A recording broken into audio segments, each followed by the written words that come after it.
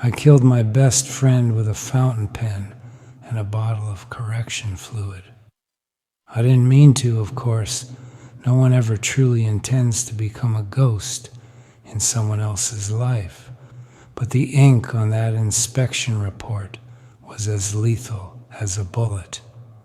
It's been 30 years since the rainy Tuesday in Dayton, Ohio, when the world decided Elias Vance was a drunk who couldn't handle a curve on Route 35.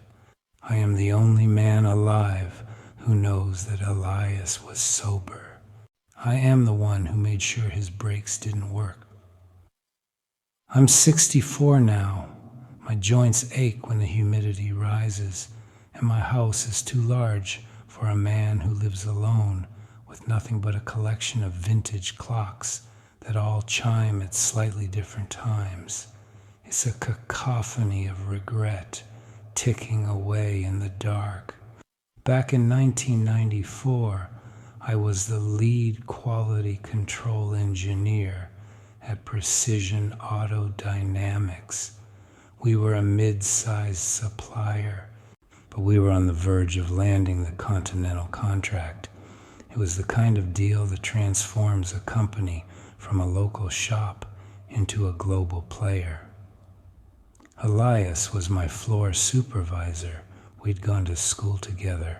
I was the godfather to his only son, Sam. We spent our weekends in my garage, tinkering with old Mustangs and drinking lukewarm beer, while our wives complained about the smell of grease on the upholstery. Then came the ABS Module 402-B. It was a small component, a ceramic housing for the anti-lock braking sensors. During the final stress test of the pre-production run, I noticed a hairline fracture pattern in the stress load data.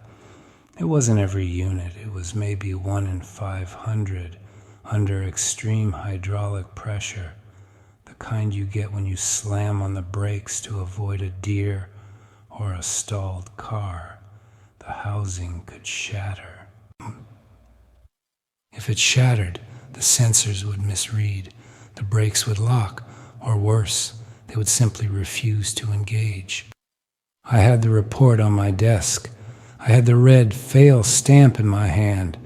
But that morning, the CEO had called me into his office. He didn't threaten me, he didn't have to. He just talked about the 200 families whose mortgages depended on the Continental contract. He talked about my upcoming promotion to Vice President of Quality Assurance. He mentioned the stock options that would finally pay off my mortgage and put my daughters through college. I looked at the data. I looked at the red stamp. I thought to myself, it's only 1 in 500. The odds of a failure in real-world conditions are astronomical. We can fix it in the next production cycle. We can do a silent update. I took the correction fluid. I whited out the failure rate.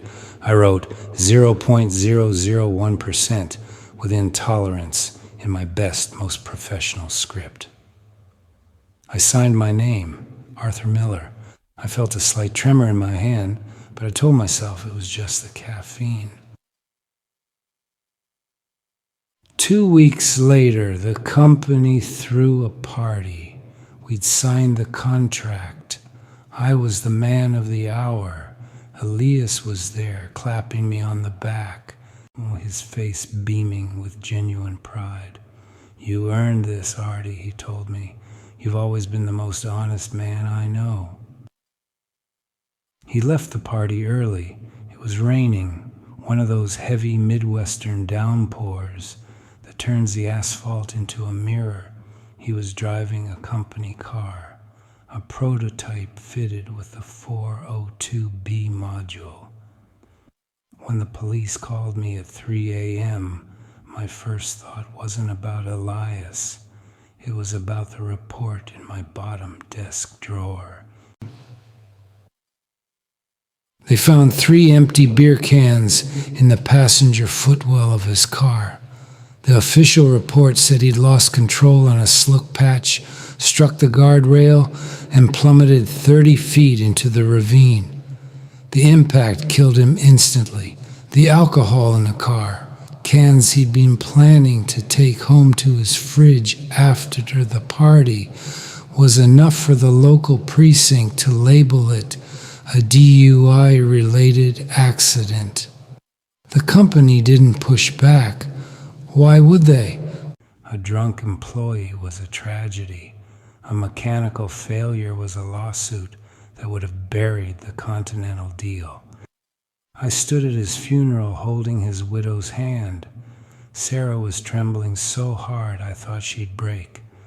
Little Sam, only 6 years old then, looked up at me with those big, searching eyes and asked why his daddy was in a box. "It was an accident, Sam," I whispered. I didn't tell him that I had signed the warrant for that accident. I spent the next 30 years being the good man. I made sure Sarah never wanted for anything. I paid for Sam's tuition. I sat in the front row at his graduation. I was the father figure he needed because I was the one who had deleted his real father from the world. I thought I had buried it. I thought the guilt had finally calcified into something I could carry without limping. But then 6 months ago, Sam came to see me. He's a man now. A mechanical engineer. He has his father's jawline and my obsession with data. He sat in that chair right over there, and he pulled a dusty file out of his briefcase. "Uncle Artie," he said, his voice low and steady, "I've been looking into the old company records, the ones that were digitized last year before the merger. There's something wrong with the 1994 safety audits." The air in the room suddenly felt like it had been replaced with lead. I looked at the file Sam had placed on my mahogany desk. It was a digital printout, a scan of an old ledger I hadn't seen in 3 decades. My heart didn't race. It slowed down. A heavy thud against my ribs like a hammer hitting wet earth. "Oh, what are you talking about, Sam?" I asked. My voice sounded thin, a stranger's voice. "I've been cross-referencing the stress test logs from the pre-production 402B units with the final sign-off," he said, leaning forward. His eyes, Elias's eyes, were sharp, analytical. "The raw data shows a failure rate of 0.2%. That's 1 in 500. But the official report, the one with your signature, says 1 in 100,000. He paused, looking for a reaction. I just sat there, my hands folded on top of a stack of bills I hadn't paid. The kitchen light was buzzing, a tiny insect-like sound that felt like it was drilling into my skull. "Uncle Artie, if those units were failing at that rate, my dad didn't stand a chance. If the sensors shattered, the brakes would have locked up the moment he hit that puddle on the curve. He wouldn't have been able to steer. He would have been a passenger in a metal coffin." "Sam, that was a long time ago," I said. It was the coward's refuge, the long time ago defense. Dota was handled differently back then. We didn't have the software we have now. There were clerical errors. "A clerical error doesn't kill a man and brand him a drunk for 30 years, Sam snapped. He stood up and began to pace. This was the boy I had taught to ride a bike.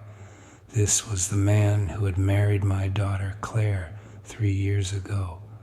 My son-in-law, every Sunday he sits at my table. He carves the roast. He laughs at my tired jokes. He's the father of my only grandson. The betrayal isn't just a ghost from 1994 anymore. It's sitting in my living room, wearing a wedding ring that matches my daughter's.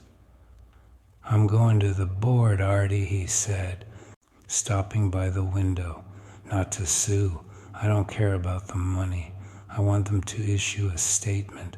I want the Dayton PD to amend the accident report. I want my father's name cleared. I'm tired of people in this town whispering that I'm the son of a man who drank himself into a ravine. I felt a cold sweat prickling at the nape of my neck. If he went to the board, they would look at the original hard copies in the deep archives. They would see the correction fluid. They would see the indentation of my pen where I had pressed down too hard, trying to rewrite reality. Sam, listen to me, I said, standing up. My legs felt like they belonged to someone else. Precision Auto is a different company now. A scandal like this, it could ruin the merger. It could cost thousands of jobs. Your job, Claire's peace of mind. I saw it then, a flicker of doubt in his eyes. Are you telling me to stay silent? He asked. I'm telling you that some truths are like old landmines, I whispered. You step on them because you want to see what's underneath, and all you do is blow your own legs off. Think about Claire. Think about little Leo. Do you want them living in the shadow of a corporate lawsuit that will drag on for a decade? He didn't answer. He just picked up the file and walked out. The sound of his car pulling out of my driveway was the loneliest sound I've ever heard. I sat back down. The house was silent again, except for the clocks. I haven't told the whole truth. Not yet. You see, Sam thinks the drunk driver label was just a convenient mistake by the police. He thinks the beer cans in the car were just a tragic coincidence. They weren't. I was the one who cleaned up the party that night. I was the one who saw Elias's car idling in the parking lot while he ran back inside to grab his coat. I knew the prototype was dangerous. I'd known for weeks, and when I saw him pull away, I didn't yell for him to stop. I didn't run after him. I stood there in the rain, watching his taillights disappear, and I felt a wave of pure, crystalline terror. If he crashed, and I knew there was a chance he would, the investigation would start with the car. So before the police arrived, before the sirens were even audible in the distance, I walked down into that ravine. I didn't go down there to save him. The mud was slick, pulling at my shoes like hands from the earth.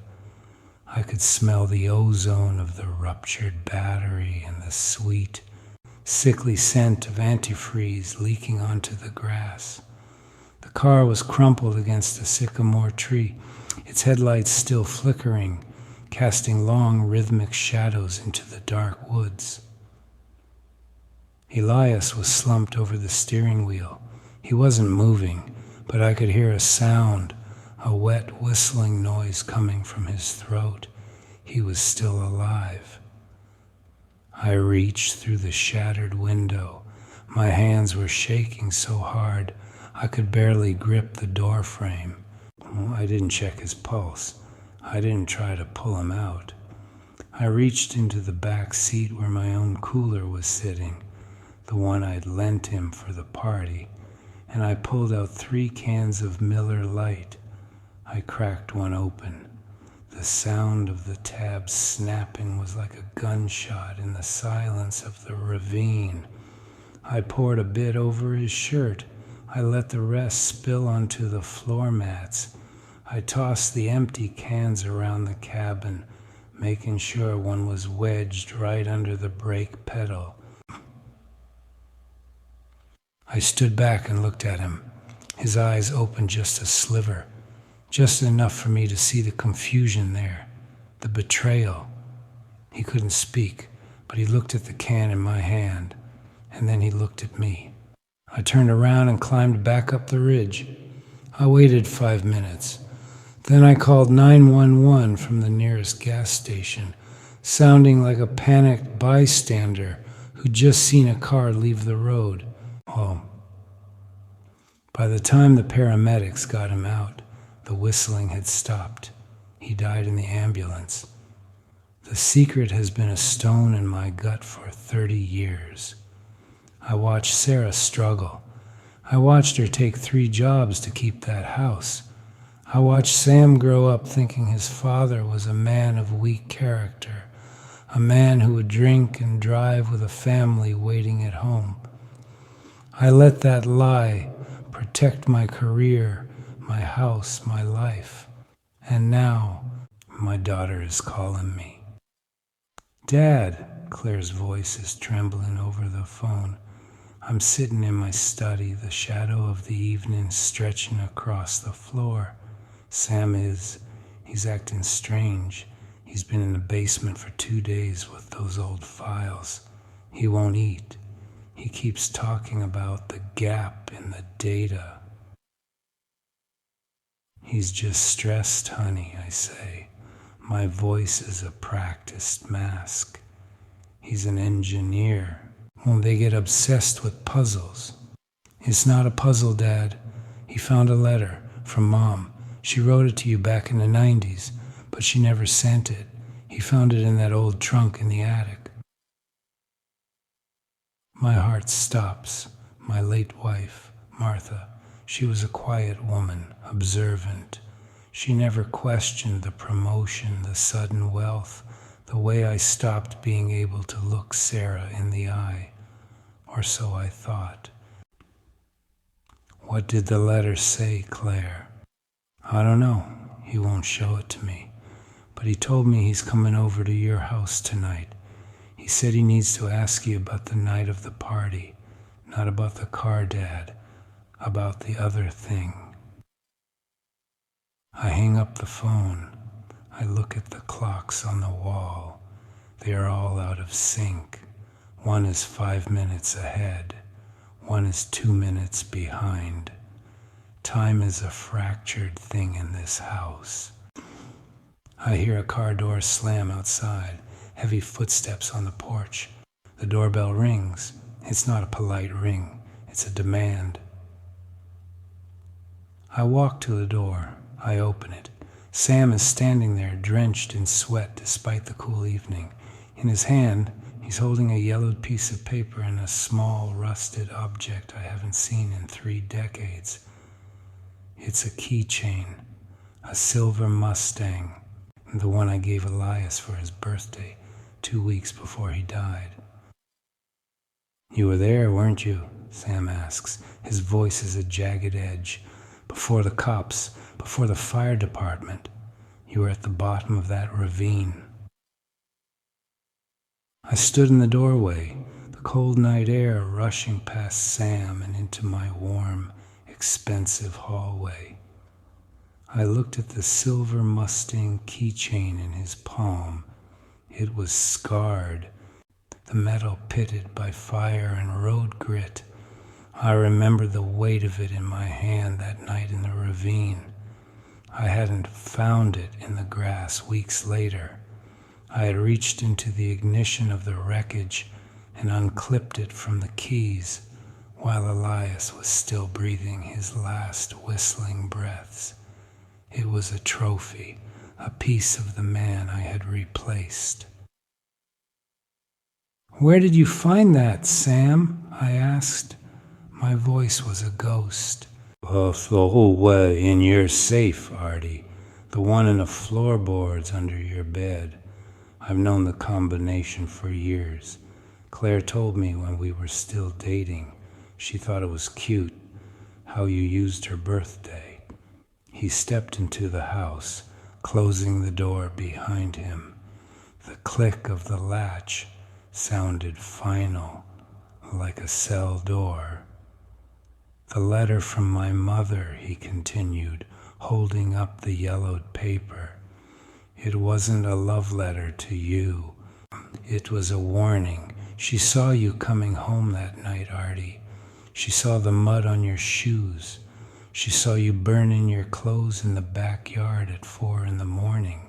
She spent 30 years waiting for you to be the man everyone thought you were. She died waiting for a confession that never came.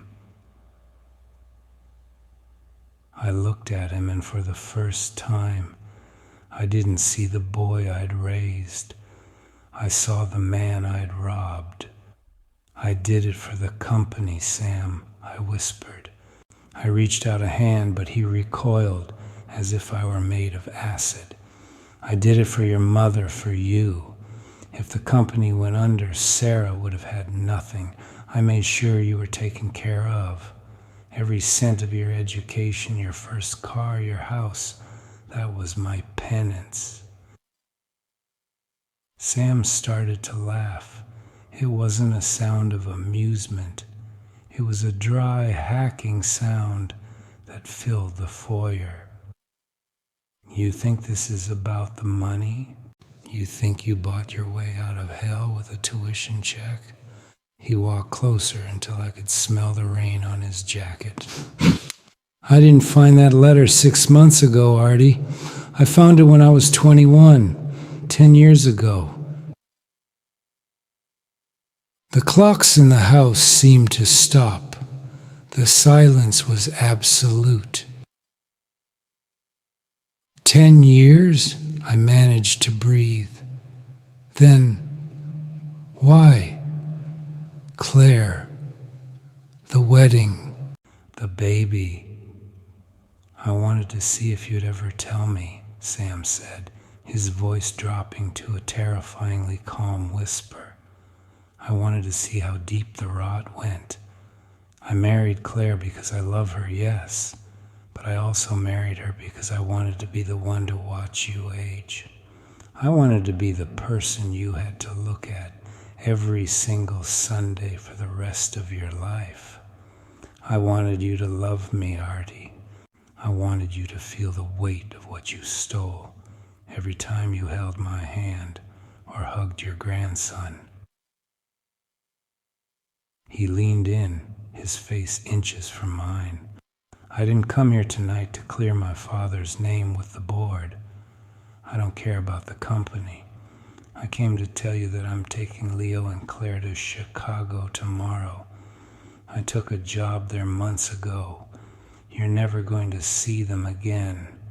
You're going to sit in this big, empty house with your clocks and your with intolerance reports, and you're going to die alone. Sam, please, I choked out. She's my daughter. He's my only grandson. He's my son, Sam said, his eyes cold as the Ohio winter. And he's never going to know your name. I'm going to tell him his grandfather was a man who died in 1994. A good man, an honest man. He dropped the silver Mustang keychain on the floor. It hit the hardwood with a dull metallic clack. Keep your trophy, Artie, you earned it. He turned and walked out. He didn't slam the door. He closed it softly, with the kind of care you use when you're leaving a funeral. I stood there in the hallway. I looked down at the keychain. I tried to move, but my legs wouldn't listen. I just stood there, listening to the clocks. Tick, tick. The silence of the house began to grow, heavy and gray like the rain in 1994. I realized then that Sam hadn't just punished me. He had become me. He He had used a lie to keep a life he wanted, and he had used silence as a weapon to destroy the person he hated.